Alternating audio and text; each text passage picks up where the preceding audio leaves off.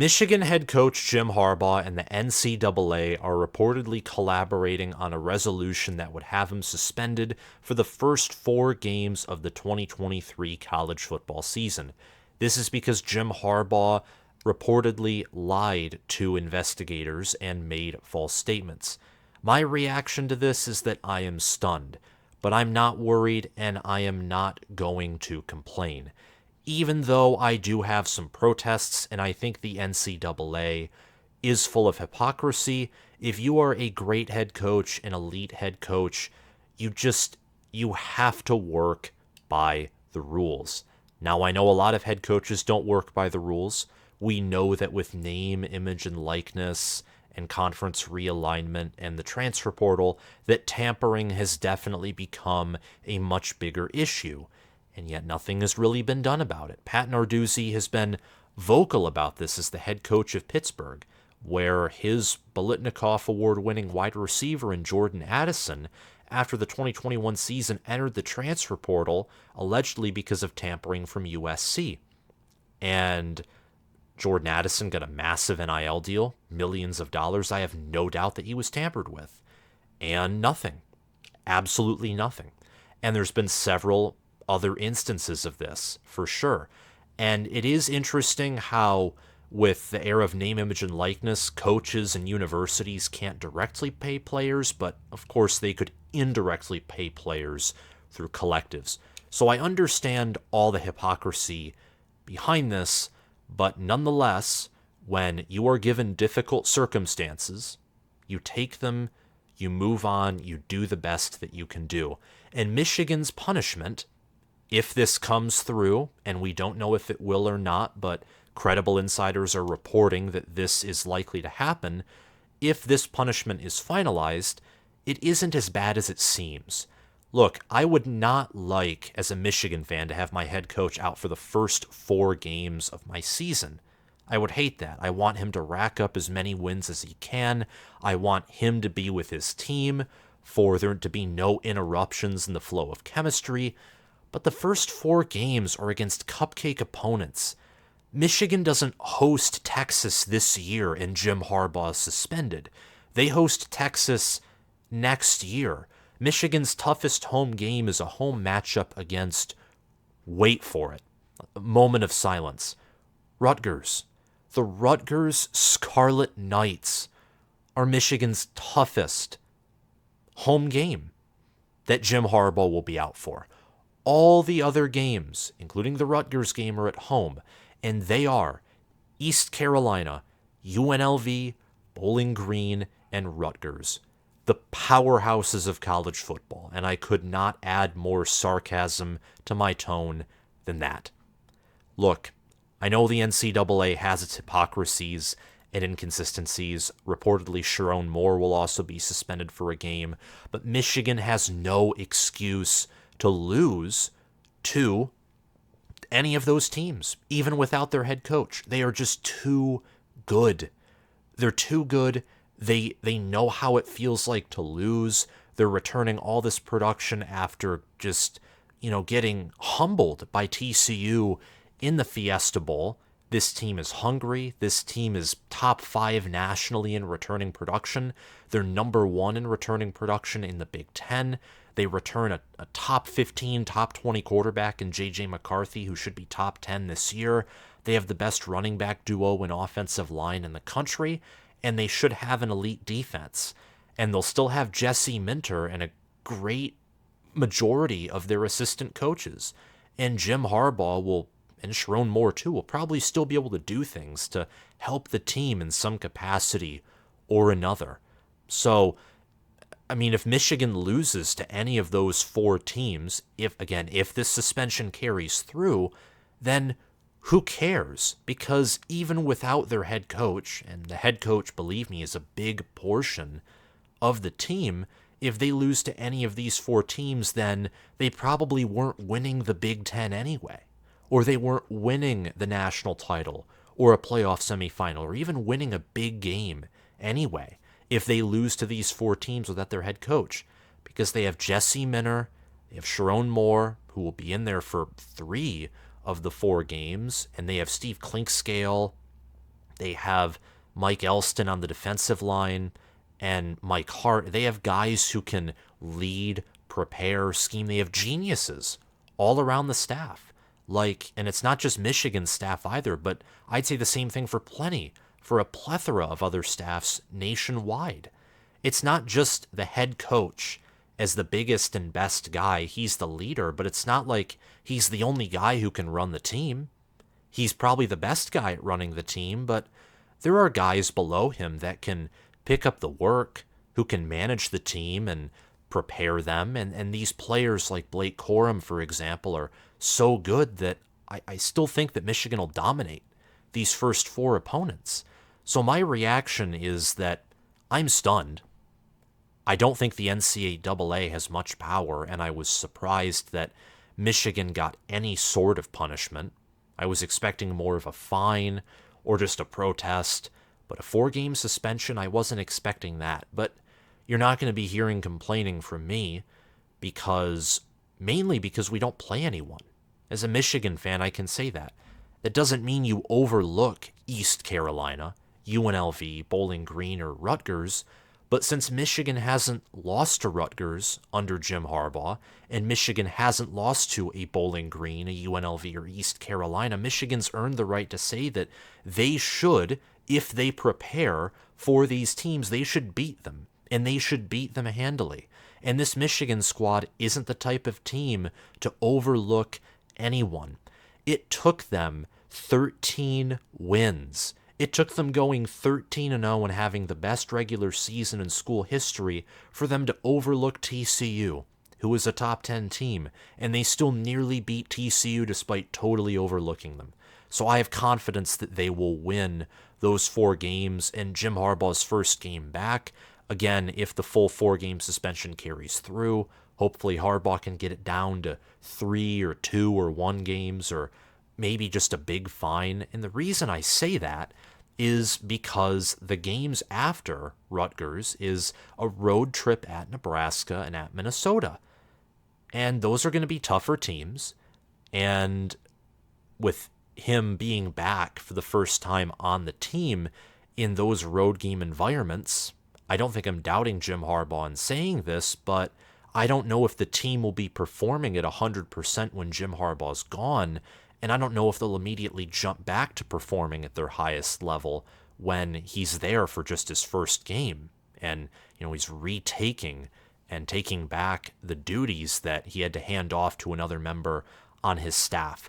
But those are just some of my brief thoughts on this whole thing. I'm going to read the article by Yahoo Sports on this, and then I'm going to say some more of my thoughts, and then we'll conclude this reaction video here. Michigan head coach Jim Harbaugh and the NCAA are working toward a negotiated resolution that is expected to see him suspended 4 games this season in penalties stemming from alleged false statements he originally made to investigators, sources tell Yahoo Sports. This article is by Ross Dellinger, a senior college football reporter, and it was published a few hours ago. The link to this article is down below. I suggest that you read it. The agreement is an initial version of the negotiated resolution and is not yet finalized. The resolution must now be approved by the NCAA Committee on Infractions, which could take several days, if not weeks. The committee has authority to adjust penalties. Again, adjust penalties. So probably would be less, I would suspect, because look at Urban Meyer. That whole thing with Zach Smith was terrible. He got 3 games, and I'm not mentioning that actually to point out the NCAA's hypocrisy. I'm just using it as an example. A part of me does think that these penalties will be decreased because 4 games for what was a minor recruiting violation is a lot. But we don't know. We just have to wait and see. These articles that are acting like this is a done deal, he's gone for 4 games, I know that that's likely, but you still want to say that this is just it's in process. I mean, clickbait journalism, it's not something that I'm into. Michigan's first 4 games, as I've already mentioned, are all at home, with 3 against teams from the group of 5, East Carolina, UNLV, and Bowling Green. On September 23rd, Michigan hosts a Rutgers team that finished 4-8 last season, and that's going to be Michigan's homecoming game. The Wolverines, who returned several key major pieces from the team that finished 13-1 a season ago, are expected to begin the year inside the top 5 of the preseason rankings, probably at number 2. Harbaugh's impending suspension is centered on an NCAA investigation into recruiting violations committed by him and Wolverines staff members. The NCAA enforcement staff alleged that Jim Harbaugh was dishonest about the recruiting violations in his initial meeting with investigators.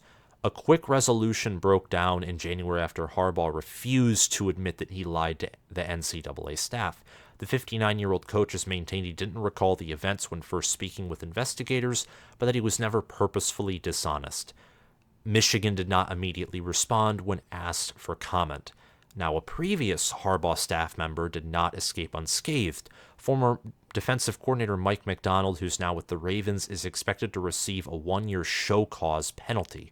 Show cause penalties make it more difficult for coaches to land jobs in college athletics. Also, offensive coordinator Sharon Moore and tight ends coach Grant Newsome are expected to receive sanctions as well. The negotiated resolution is a signal that the coach acknowledged some sort of dishonesty. The NCAA considers lying to investigators as a level 1 violation, the most serious on the organization's scale. Again, Harbaugh just committed one level 1 violation. Other programs have committed several more and gotten less penalties. I know that to Michigan fans especially, this is frustrating, but it is what it is. I don't want my head coach to be lying to investigators. I don't. Just stay away from that. Just be honest. A level 1 violation could carry with it a 6-game suspension and significant recruiting restrictions according to NCAA statutes. I'm hoping that the NCAA doesn't crank it all the way up, but personally, I doubt it. Harbaugh's alleged initial cover-up was worse than the crime itself from the NCAA's perspective. In a notice of allegations sent to Michigan last year, the association cited 4 level 2 violations, including meeting with 2 recruits during the COVID-19 dead period. And Harbaugh eventually acknowledged that the program committed level 2 violations, but refused to sign any document or publicly state that he was ever untruthful with the enforcement staff. Lying to investigators, though, that part bumped everything up a notch, and I think the refusal to cooperate with investigators is perhaps why the NCAA is negotiating such a hefty punishment. They probably want to, show that they still have some power, which they do have some power, but their power is quickly waning. I mean, the NCAA may not exist soon enough with the way that NIL and the Power 2 conferences are moving about, because the Big Ten and the SEC are slowly going to swallow up any schools with football credibility. In the Pac-12, probably in the ACC, I think the Big 12 is doing a good job of surviving and getting middle of the road and some above average Power 5 competition. So I'm hoping that it's not just a 2-division power league, but rather a 3-division one. I want the Big 12 to survive. I wish that the ACC and Pac-12 could as well, but it looks like the Pac-12 is going to break apart, and the ACC grant of rights deal just honestly puts that whole conference in the toilet for the foreseeable future. The NCAA, as I've already mentioned, has hypocrisy, but Jim Harbaugh knew the rules, and part of being an elite head coach, at least in my book, is playing by them. Got to play by the rules.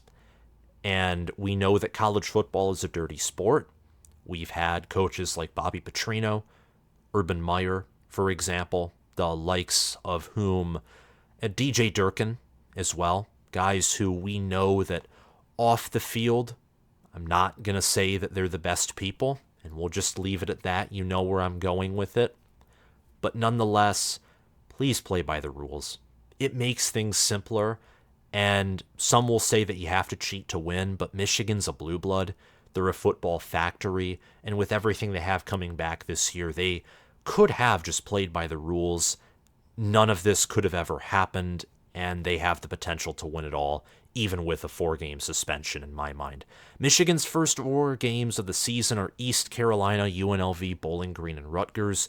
Even without Jim Harbaugh, Michigan's going 4-0 and probably smothering all four of those teams by running the football and J.J. McCarthy looking like he did against Hawaii last season. My concern about the suspension is how it affects the team entering the Nebraska and Minnesota games. I expect that Nebraska's home field environment is always going to be electric. The fan base is dedicated. In 2021, Jim Harbaugh said that was the best home field environment he had seen as a college head coach, which is a pretty high compliment. In Minnesota, it's not the same environment, but I expect Minnesota to enter the Michigan game undefeated. I think that they're going to beat Nebraska in the opening week. I think they're going to go on the road and crush a pathetic North Carolina defense. And because of that, they might enter the Michigan game ranked. So I think there will be hype surrounding that game. And Minnesota's home field, when it is full, is loud. And you know that PJ Fleck and his style of football and his personality and his physical team, they will thrive off of noise and pressure. So those are the two games that I'm concerned about. And I was already, looking at that back-to-back road stretch and already looked at that as an interesting part of Michigan's schedule in an area where Michigan could lose. They could lose a game. They could go 1-1 in that stretch. And that's not even looking at Penn State or Ohio State yet. So that's where my concern from all of this stems from, which is why if the NCAA lowers it to 3 or a 2-game suspension, I'll be happy. Because I think if Jim Harbaugh can coach the Rutgers game or the Bowling Green and Rutgers game, I won't be as concerned heading into the Nebraska game and Minnesota game, because team chemistry and organization and the chain of command will be fully functional for one full game before going on the road. But 4 games, it's a little too much, and that kind of throws Jim Harbaugh right back into all of it on the road at Nebraska. Now, Michigan, I have them as my preseason number 1. Almost everyone else has them number 2. Some have them number 1. So even with a 4-game suspension, I'm confident Michigan will still go 12-0 or 11-1. This is a really good team. But from just my own perspective, I am sort of stunned by this. But you can't lie, just be honest. But if these punishments do go through, Michigan is just going to have to take it and work with it. And this team, in my opinion, if this happens, they will take it, they will work with it, and they will be just fine. Thank you for watching this video. If you liked it, please hit that like button and subscribe to the channel and hit the notification bell so you can get more college football content. Please comment your thoughts on this suspension down below, and thank you for watching. Have a great day, guys. Bye-bye.